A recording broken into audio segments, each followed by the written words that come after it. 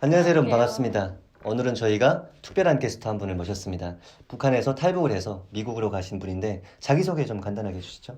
네. 안녕하세요. 저는 에블린이라고 하고요. 에블린 채널 운영하고 있어요. 저는 미국 시카고주에서 한 2년 정도 살았고요. 덴버, 콜로라도에서 3년 살고, 이제 조지아에서 1년 살고, 총 미국에서는 6년 살고, 지금은 미국 시민권자로 미국에서 지내고 있는 한국 이름 정서연. 네. 아, 서현 씨. 네. 그럼 서현 씨는 탈북을 몇 년도에 하신 거예요? 저는 탈북을 2014년도에 했어요. 2014년에. 네. 2014년에 탈북해서 바로 미국으로 가시게 됐는데 탈북하게 된 계기는 어떻게 되나요, 그럼? 탈북한 계기는 네.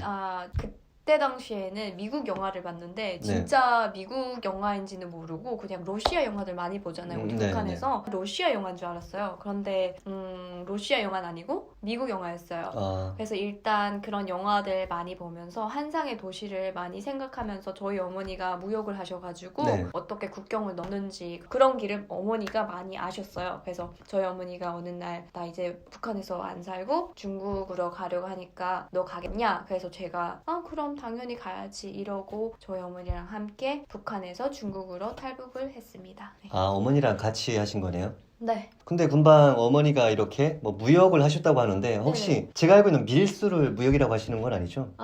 밀수도 있고요. 네. 그리고 북한 당국에서 허용을 한 그런 할 수 있다 하는 그런 어플브 같은 거 어플브가 뭐라 하지? 합법적인 일을 합법적인 거를 네. 하셨어요. 이제 북한 쪽에서 많이 필요한 물건들 있잖아요. 네. 그때 당시엔 사탕, 과자, 뭐 과일도 부족했고 북한 쪽에서 그래서 그런 거를 이제 중국에서 디려고 나와서 이제 장마당 장사꾼들한테 이렇게 넘겨주고 그런 회사가 있었어요. 그래서 장마당 장사꾼들, 달래기들 또는 그런 분들이 오셔가지고 그 물건을 받아서 돈을 좀 높여가지고 장사를 하는 거죠. 근데 금방 뭐 이런 무역을 하다가 중국으로 가지 않겠냐 이렇게 질문을 했다고 했는데 그래서 네. 중국으로 갔잖아요. 근데 어머니는 바로 탈북할 생각을 갖고 그 에블린 씨한테 물어본 건가요? 그럼요. 저희 어머니는 북한 함경북도에서 살았는데 네. 좀 잘 사는 분들 같은 경우에는 저희 어머니를 좀 다 아세요. 아. 이름이 좀 한번 좀 높이 알려져가지고 오. 그런데 이제 북한 같은 경우에는 사람이 잘 살면 잘 살수록 이제 자꾸 다른 사람들이 네. 헐뜯거나 또 이제 북한 당국에서 네. 이렇게 잡아서 감옥에다가 두거나 막 그런 그렇죠. 일이 있잖아요. 그래서 저희 어머니도 감옥에 한 4년 정도 고생을 하셨어요. 아. 그래서 일단 그렇게 감옥에 가시고 나서 이제 북한에서는 더 이상 길이 안 보인다. 왜냐면 장사하면 할수록 이제 계속 위험해지고 또 감옥 갈 수 있는 확률도 크고 이러니까 이제 중국을 선택하신 거죠. 그래서 저는 저희 어머니랑 따라 나섰고 네, 그런 상황이었어요. 사연이 있었군요, 일단. 네. 에블린 씨가 어머니랑 이렇게 중국으로 가셔가지고 바로 이렇게 한국으로 오신 건가요? 저희 어머니 같은 경우에는 네. 중국 그런 사업하시는 분들하고도 많이 아시고 거기서 좀 벌려놓은 일들이 있으셨어요. 그래서 네. 중국에 좀 남아야 할 상황이었고 저는 이제 미국 가는 그런 길이 놓아져가지고 저희 어머니가 너도 아직 나이도 어리고 이러니까 그냥 미국에 가라. 그렇게 강하게 추천을 받아서 네. 제가 미국 가는 행을 혼자서 떨쳐나서서 미국까지 가게 됐어요.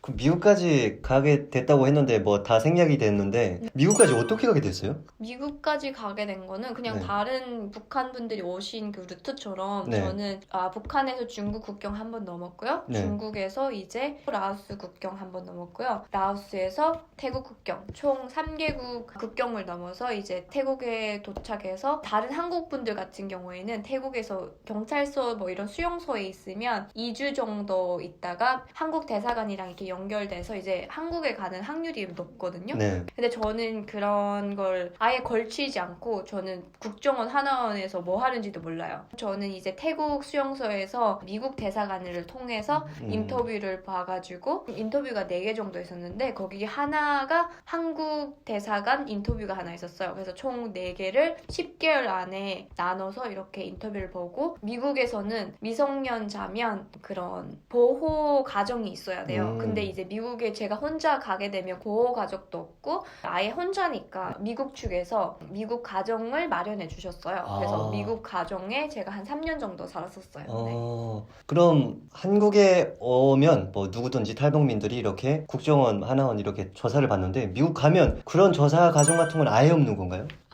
미국에 가면 조사 가정은 아예 없고요. 미국 정부 쪽에서 많이 보호를 해줘요. 뭐 케이스 워커, 그리고 소셜 워커, 그리고 또 변호사, 로이어 이렇게 등등 사람들이 모여서 일주일에 한 번씩 미팅을 해요. 나는 잘 지내고 있냐? 학생활은 잘하고 있냐? 이런 걸 다 기록을 해가지고 남기고 그러거든요. 근데 이제 성인 같은 경우에는 미국 쪽에서 이제 집도 아파트도 한 몇 달치를 이렇게 해준대요. 그러고 이제 일자리도 잡아주고 몇 달치를 하고 나서 이제 그 다음에는 자기가 알아서 하는 걸로 그런 식으로 성인이랑 전 미성년자 때 갔으니까 그게 좀 다른 것 같아요. 그래서 저는 혜택을 좀 더 많이 받은 편인 것 같아요. 네. 일단 저 같은 경우에는 북한에서 교육하기로 미국에 대해서 좀 안 좋게 교육하잖아요.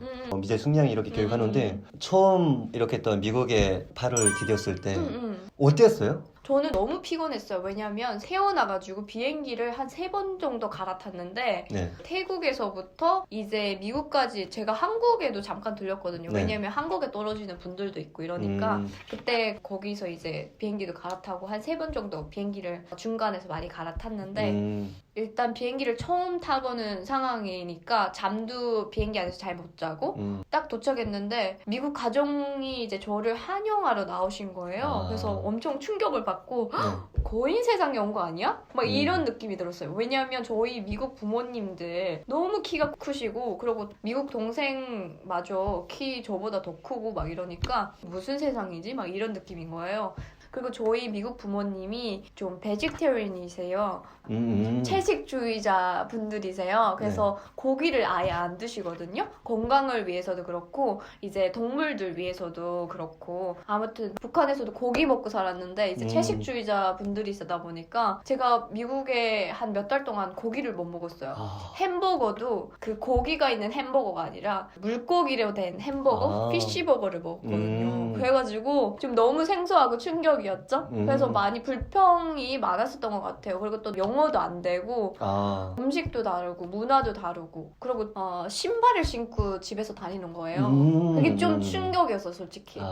우리 북한 사람들이랑 아시아 동양인들 같은 경우에는 집에서 거의 신발 벗고 이렇게 다니고 있잖아요. 근데 이제 미국에서는 신발 신고 다니시는 분들 많아요. 그래서 미국에서 한 몇 년 살다 보니까 저도 그게 더 익숙해지더라고요. 그래서 사람은 적응하는 동물이니까 적응이 됐어요. 네. 일단 뭐 북한에서 한민족이지만 이렇게 한국에 와서 문화 충격을 받은 부분들이 뭐 저희들도 많단 말이에요. 근데 일단 말도 안 통하고 그럼요. 생소한 미국 땅에 딱 갔을 때 받은 문화 충격 같은 것들이 좀 많을 것 같아요. 그런 문화 충격들을 뭐 조금만 얘기해 주시면 좋을 것 같습니다.